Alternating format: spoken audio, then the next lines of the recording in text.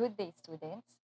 So in this video, we will learn about how to use the select from clause or how to do a basic data retrieval from a database table. So let's start. We have here TBL employee, okay, existing table under the sample DB database. So click natin siya. And ito yung mga kanyang data or mga records. Okay? So, meron siyang column na employee ID, employee name, MGR, dep, and salary. Okay, so let's try to do some data retrieval from this table. Okay, so, from the SQL tab, okay, so, ang gagamitin natin ay yung select from where na clause. Okay, select clause. Okay, so select asterisk from TBL employee. So, asterisk means all. So, scroll down, click natin yung go. So, ito yung kanyang result. So, ilalabas niya lahat ng records. Okay? So, what if kung ang gusto lang natin na palabasin ay yung employee name? Okay, so, select. After ng select, click natin yung employee name. Ayan. So, pwede nyo i-double click dito sa may bandang right side. Okay? Para yun na yung lalabas. Okay? So, pwede mo naman tanggalin yung where. Okay? So, this SQL query, ay ang ginagawa nito, i-select niya lahat ng employee name na nag-e-exist dun sa TBL employee. Okay, so, scroll down and click natin yung go button. Okay? So, ito yung mga employee name na nag-e-exist sa loob ng ating TBL employee. And then, next naman natin. Okay.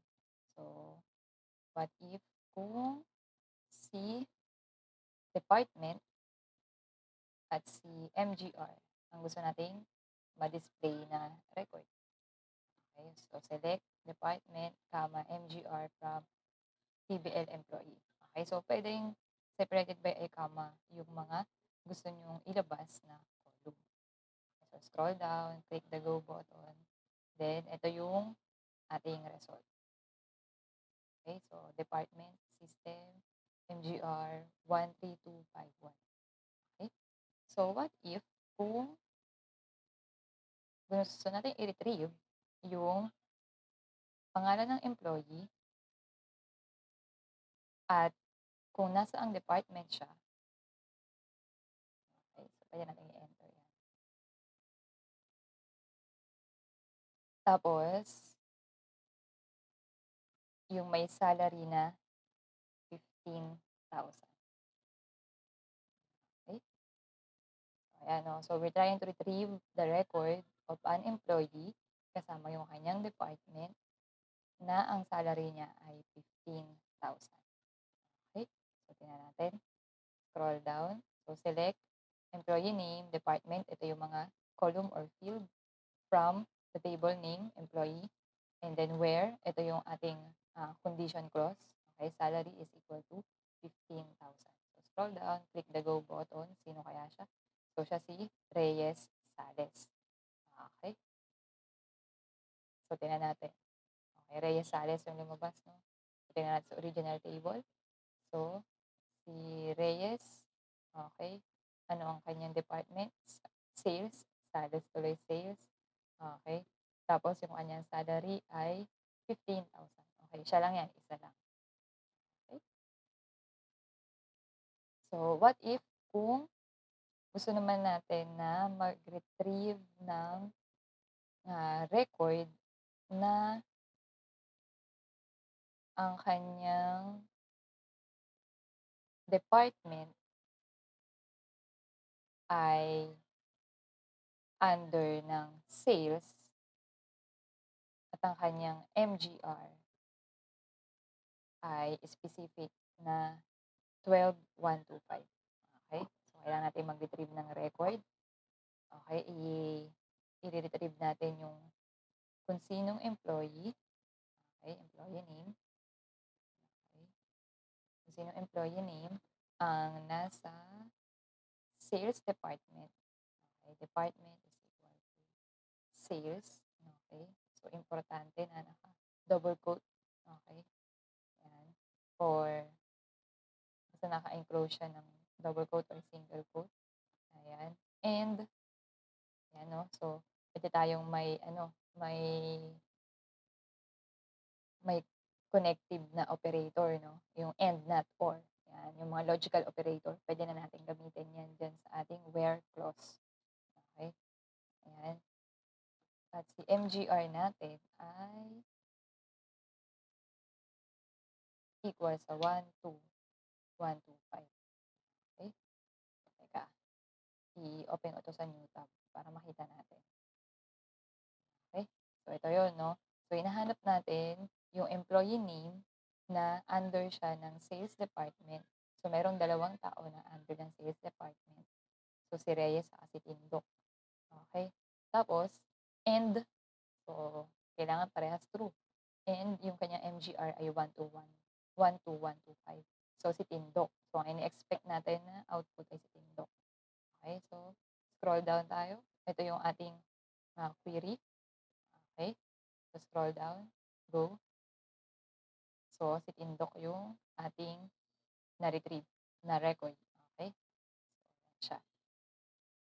And then, what if kung gusto natin na um, gusto natin i-retrieve yung mga employee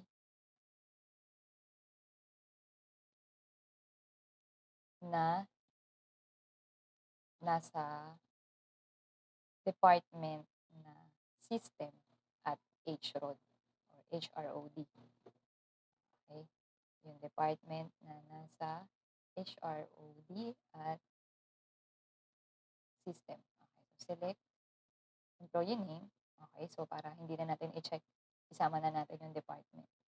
Then department from table name, TBL employee pa rin, where, okay, department, okay, paano yun? Dalawa. Okay, so pwede kang gumamit ng in na operator. Ayan. Tapos, nasa loob dapat ng parenthesis yun. Okay, tapos, enclose natin ng double quote, system. Okay, separated by a comma. So, kung paano mo nilagay HROD. Okay. So, uppercase siya, si HROD, at si system ay uppercase S. Okay, yan. Okay. So, try natin. Okay. Scroll down and then click natin yung, teka, ulitin natin. So, select, i-retrieve natin yung employee name at yung department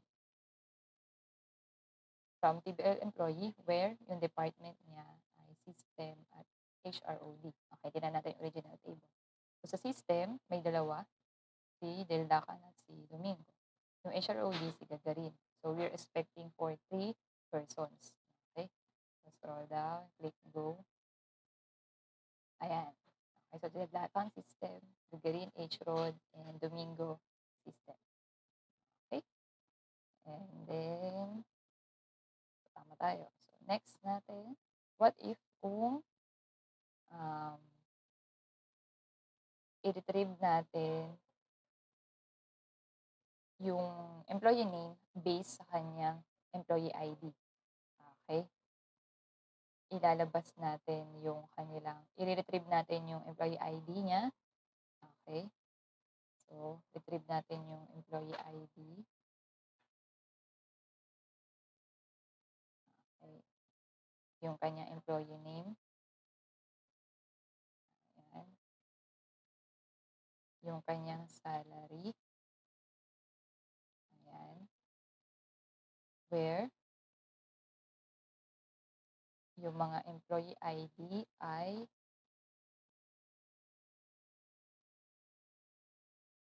greater than 1003.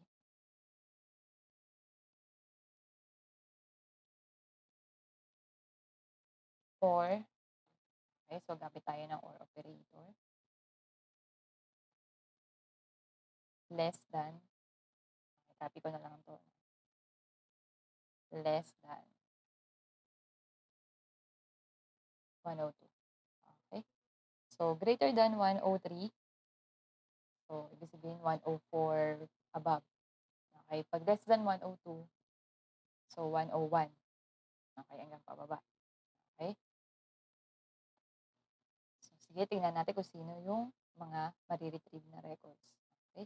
So, select employee ID, employee name, salary. Ito yung retrieve natin column from TBL employee, where employee ID is greater than 1003 and or naman kanina ginamit natin ay and, ngayon naman or. So, ibig sabihin, kung parehas na meron, okay, parehas na lalabas. Okay, parehas true, true. Okay, if 1 is true, so 1 is true. Okay, so 1003 and 1002. Okay, greater than 1003 and less than 1002. Okay, scroll down, click go. So, ang lumabas ay ito naman, nakikita naman sa taas yung ating nilagay na SQL. Okay, Deldacan, Tindok, and Domingo. Okay, less than 1002, si 1001, check. Okay, then greater than 1003, so 1004 and 1005. Okay, so tama. And then, what if kung i-retrieve naman natin yung mga employee together with their employee ID at employee name, okay, na hindi taga-sales department. Okay, hindi taga-sales department. Okay, so tingnan natin, no? Select employee ID, comma, employee name from TBL employee where, ano yun, department. Okay, department ay hindi sales. Okay, so not. Ang not ay, yan, okay, dalawang pinagdikit na angular bracket. Okay, not sales. Okay, so scroll down, click natin yung go button. Okay, so si Deldacan, Gagarin, and Domingo. Tingnan nga natin kung sino si Deldacan, Gagarin, at Domingo. Okay, si Deldacan, Gagarin, Domingo. Tama, hindi nga sila sa sales. Okay, ano pa ba? Okay, gamit naman tayo ng dahil puwede tayong gumamit ng greater than, less than, yung mga relational operators. Puwede rin tayong gumamit ng, between. Okay, hindi yung sa langit. Okay, between. Tingnan natin kung paano natin gagamitin. Okay, so select natin yung employee ID, employee name, okay, tapos yung salary. Okay, so same table, TPL employee. Okay, where salary, okay, ito yung sinasabi kong between, ayan, between, yan, hindi yung star. Between 15,000 and, okay, 25,000. Okay, so yan yung range ng salary na gusto nating i-retrieve. Okay, so tingnan natin. So 15,000 and 25,000. Okay, between. Click natin yung go button. Okay, ayan. So 15,000. Okay, tama. 20,000, pasok. 25,000, pasok. Okay, so yan, no? Pwede ka gumamit ng between. Okay, paano kung ayaw mong gumamit ng between? Okay, pwede din bang mag-or pagdating sa ah, number or currency or sa double? Okay, pwede. Sige, try natin yung or. Ayan. So, select natin yung employee ID, employee name, yung salary, okay, where, salary, where, salary, okay.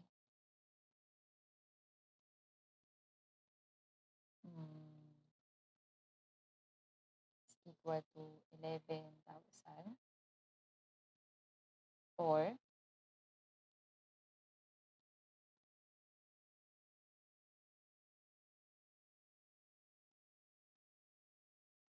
25,000. Pwede ba yan dagdagan pa ng isa pang or? Pwede pa. Okay. Or 30,000. Okay. So, i-retrieve niya kung si salary ay 11,000, 25,000. So, sakto 'no, kasi equal for 30,000. Scroll down natin, tignan natin yung go. Okay, so 11,000, 25,000, and 30,000. Okay, tignan natin yung original. So, yan yung original. Okay, so tama. So, that's it. Ayan yung mga example on how to do a basic data retrieval in a given database.